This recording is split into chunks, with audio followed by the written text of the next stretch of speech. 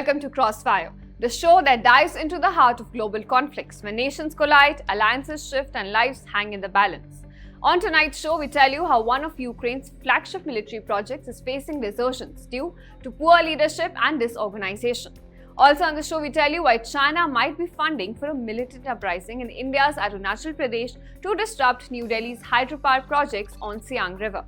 Stay tuned as we break down these critical developments and explore their impact on the future of global power and security. A once promising partnership between Ukraine and its allies is now embroiled in a controversy. Several dozen soldiers from Ukraine's 155th Brigade have gone absent without leave during training in France, raising serious concerns about the unit's effectiveness. Now, investigations suggest that desertions are just the beginning, with soldiers abandoning their posts due to disorganization and inadequate leadership. Now, as Moscow continues its winter offensive, how will this crisis impact Ukraine's military readiness in its fight against Russia? Our next report tells you more.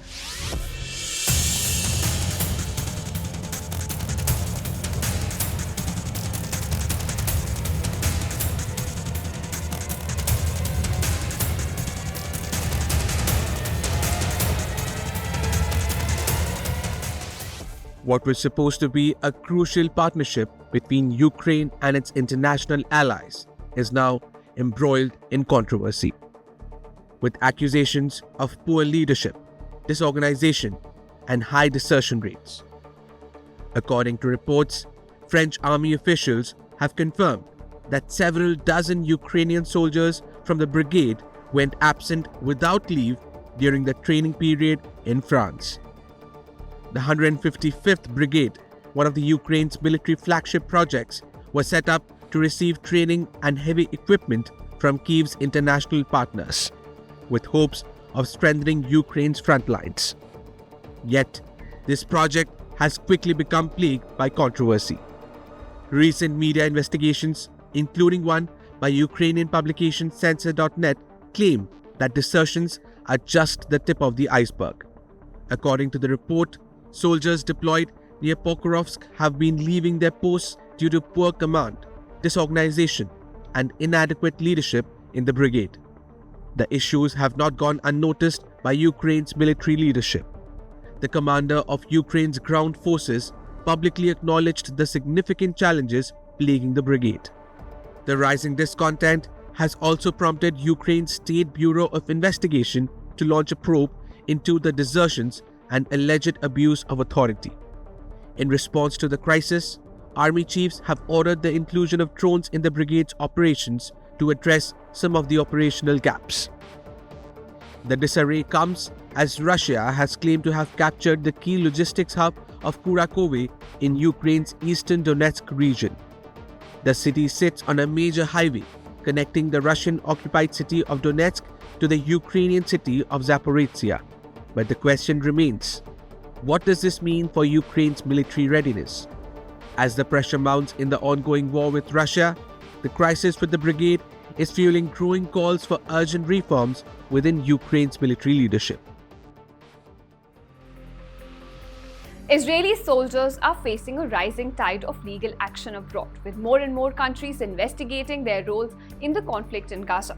Activist groups across the world are targeting IDF soldiers rather than high-ranking officers in an effort to hold Israel accountable.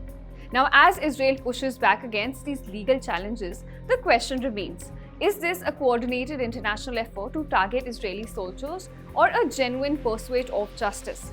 Find out in our next report.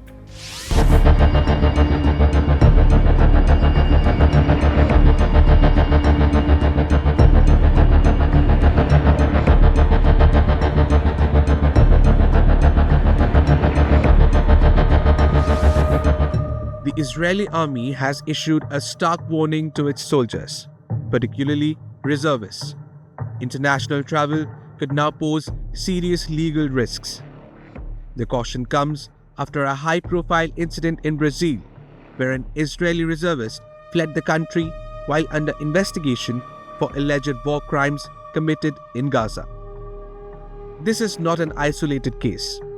Similar incidents have been reported in Sri Lanka, where an active duty Israeli soldier was swiftly evacuated after Palestinian advocacy groups called for his arrest. Human rights organizations have also filed lawsuits in Belgium, South Africa, and France. The legal spotlight is now extending to Israel's leadership as well. In November, the International Criminal Court issued arrest warrants for Prime Minister Benjamin Netanyahu and former Defense Minister Yoav Gallant. Both of them have been accused of war crimes and crimes against humanity in Gaza. Meanwhile, Israel faces a genocide case at the International Court of Justice.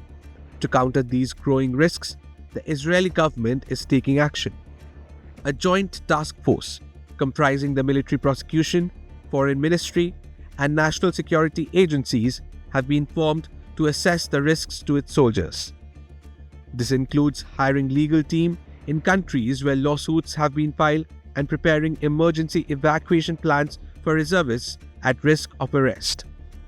Officials in Israel are warning that without a formal commission of inquiry into the Gaza war, defending its soldiers in international courts will only become harder. Human rights organizations are reportedly compiling evidence, including videos shared by soldiers on social media, to build cases against those involved in the Gaza conflict.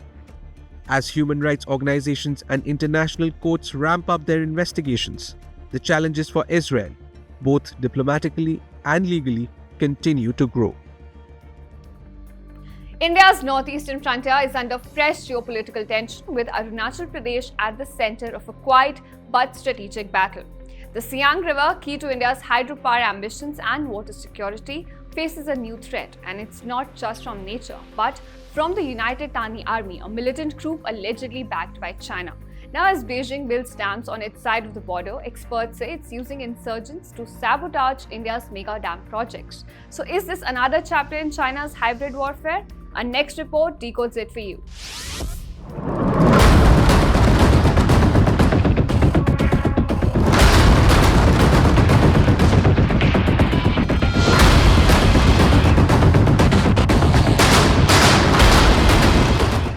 India's northeastern frontier is once again under the radar of geopolitical tension. In the heart of India's Arunachal Pradesh, a quiet but strategic battle is unfolding. India's ambitious hydropower projects on the Siang River, aimed at generating over 57,000 megawatts of clean energy, are now under threat. Not from natural challenges, but from a new militant outfit allegedly backed by China. Its aim to sabotage India's ambitious hydropower projects. This group, called the United Tani Army, is targeting the Siang River, one of the most important water sources in the region, flowing into India from China's Tibet. India plans to harness the energy of this mighty river through the construction of mega dams. This is key to the country's clean energy ambitions, set to generate the 57,000 megawatts of power. But these dams aren't just about energy. They're about India's strategy to protect its water resources from potential manipulation by its neighbor to the north, China. Beijing's control of the Yalung Sangpo in Tibet gives it the power to control the flow of water into India, an increasingly dangerous weapon in the hands of the Chinese government. India's mega dams on the Siang River are designed to thwart that very threat, ensuring China can't weaponize its water resources against India in the future. But now, China has added another tool to its arsenal, a militant outfit operating on India's northeastern frontier. The United Tani Army, or UTA, is headquartered near the Indo-Myanmar border and has begun opposing India's hydropower projects. This isn't mere coincidence. It's a direct challenge from Beijing, using local insurgency to derail India's energy and security plans. The United Tani Army recently released videos from undisclosed camps declaring its resistance to mega dams on the Siang River. Led by Anthony Doki, a former insurgent with ties to Naga militant groups, the UTA operates with backing from Chinese interests, according to security experts. Their aim is not only to sabotage India's hydropower ambitions, but to destabilize Arunachal Pradesh, a state Beijing continues to claim as its own. China's support for the United Tani Army is a classic example of its hybrid warfare tactics.